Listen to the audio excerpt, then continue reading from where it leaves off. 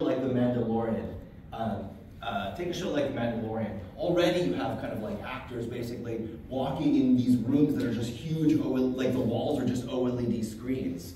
And everything that's in the world around them is just being kind of produced, right? Like they're not, you don't have to film in a desert anymore. It looks better if you film them in a big, basically big like room that's just coated in OLED monitors, right?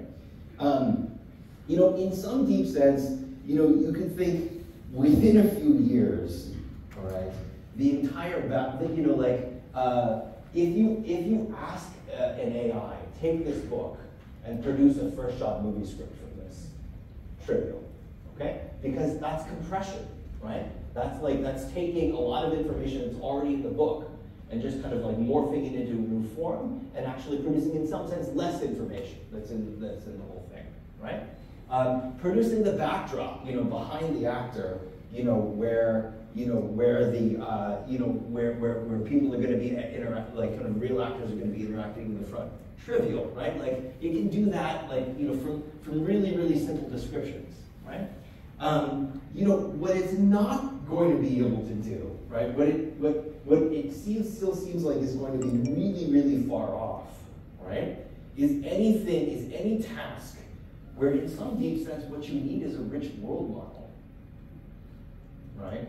Like you know, like it's not gonna, I'm a huge Christopher Nolan fan, right? It's not going to be able to replace, in some deep sense, like, you know, anyone who has to ask a question like this story, like, you know, what is psychologically rich and interesting about this? And what, like, small perturbation of our real world would make this particularly interesting to people who actually have, like, a real human model of this world. And so, you know, in some deep sense, it's like the people who are going to win tremendously from it, well, first of all, the whole industry becomes, you know, infinitely more productive. But, you know, the real winners are people who have that, you know, who really, really have that deep world model. Because in some deep sense, like everything that doesn't require that deep world model is going to become completely trivial. And anything that requires that deep world model and is a complement in kind of producing kind of these interesting kind of things to, you know, kind of automated tasks that don't require the world model are going to be, I don't have a lot of time, right? So we have like, I have 15? Okay. I could talk a little bit about like what firms, let me skip past this for a second because maybe I can come back to this. Like, other amazing things that, like, you know, this actually was just from this week. You know, new generative, like big changes that are coming, new generative models. You know, again, like, I think you go into this kind of industry if you were a huge science fiction fan when you were a kid. You know, one cool, besides transporters, which are the coolest technology, the second coolest technology, you know, from Star Trek, okay, maybe phasers, but the universal translator, these pins you put on your lapel, and you can just talk with anything, anyone, any kind of species. Just this week, you know, kind of, you know, generative AI model, you know, Facebook/Meta, now we're supposed to call it, shows this amazing, you know, shows this amazingly advanced kind of thing. Actually, would you play the left video? I won't even switch. So glad you're here. I am so happy to see you. Me alegra mucho que estés aquí. Me alegra mucho verte. So that the first part of that clip was the person speaking in English. The second part of the clip was an AI attempting to translate what that person said into Spanish, matching their voice, matching their tone, and matching the emotive mood of what they're saying.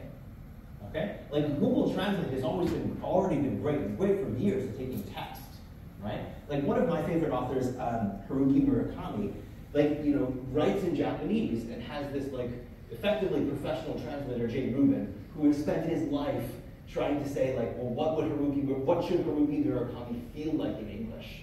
And like translate his books into English. We all read, in some sense, Jay Rubin's compression of Murakami, not like Murakami, if you're reading it in English, right?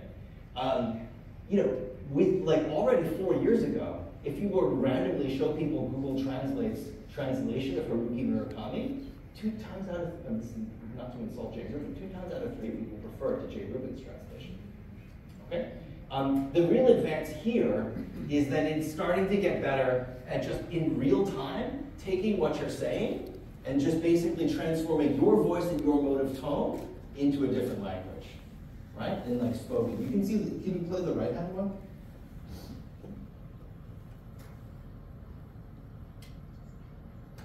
She's whispering. It's good.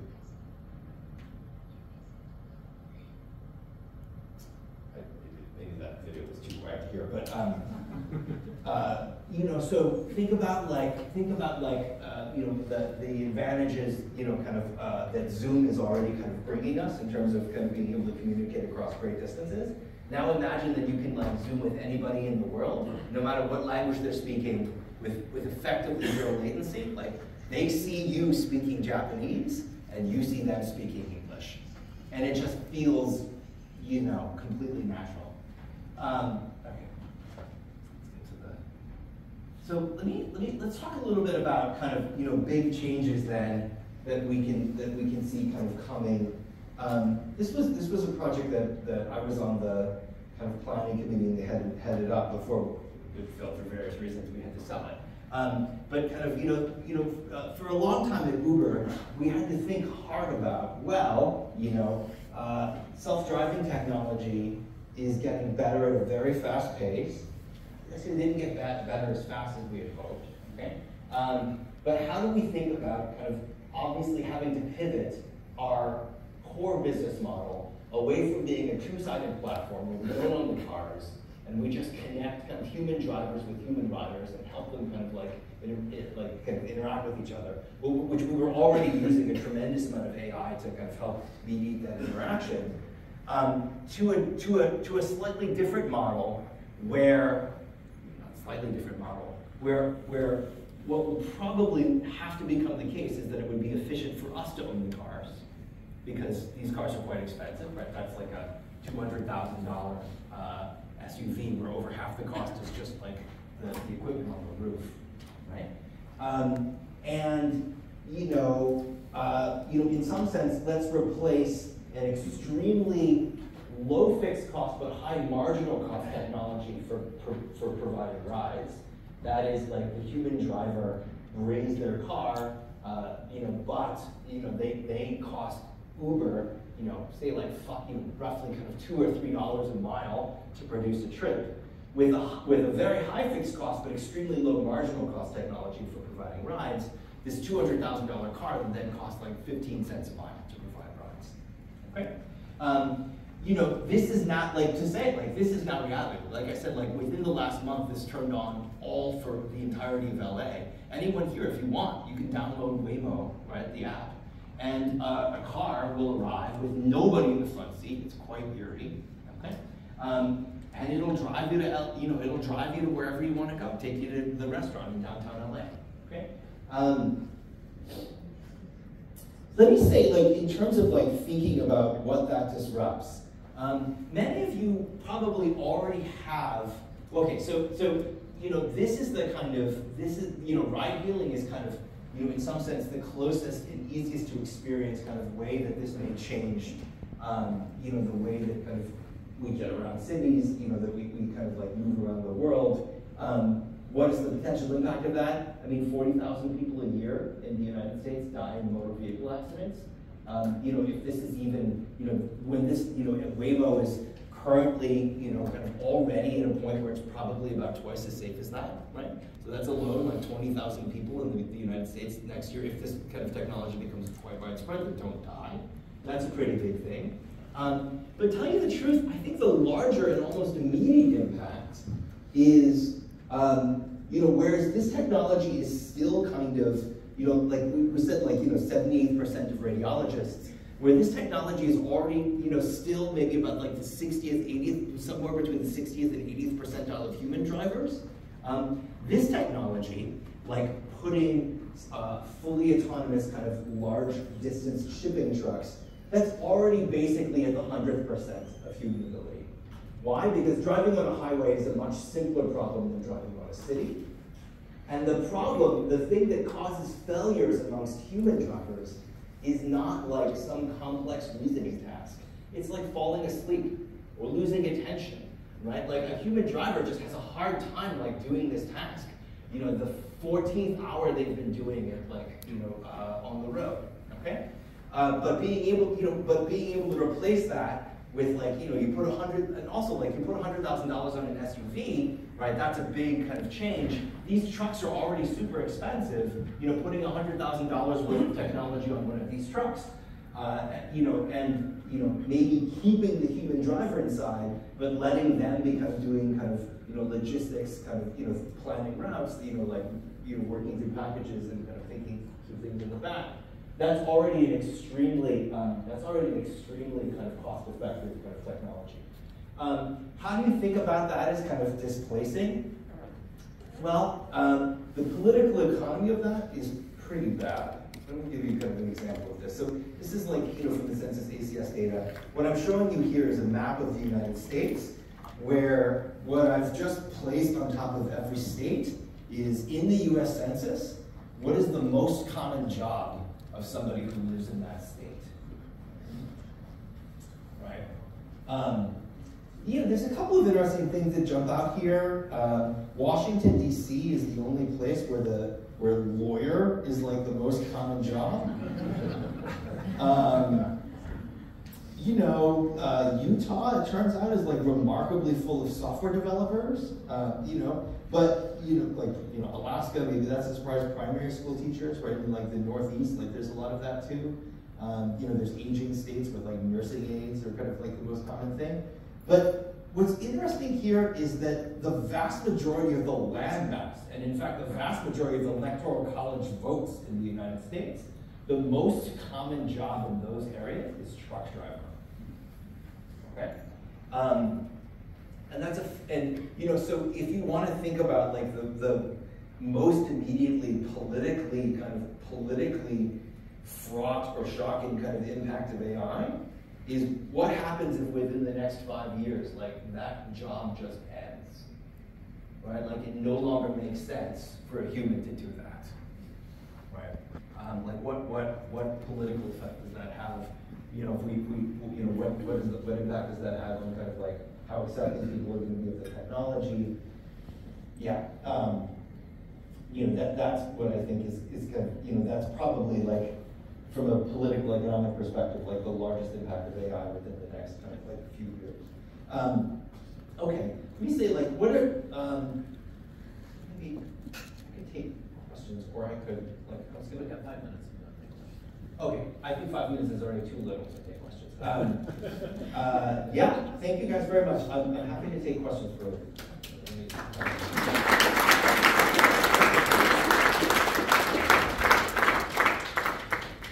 Any questions for you? I've always had a question that, should the government play any role in the regulations of AI? Because the more the AI, the more it will replace human beings, and the more the unemployment will be there in the country. So should the government play any role in this?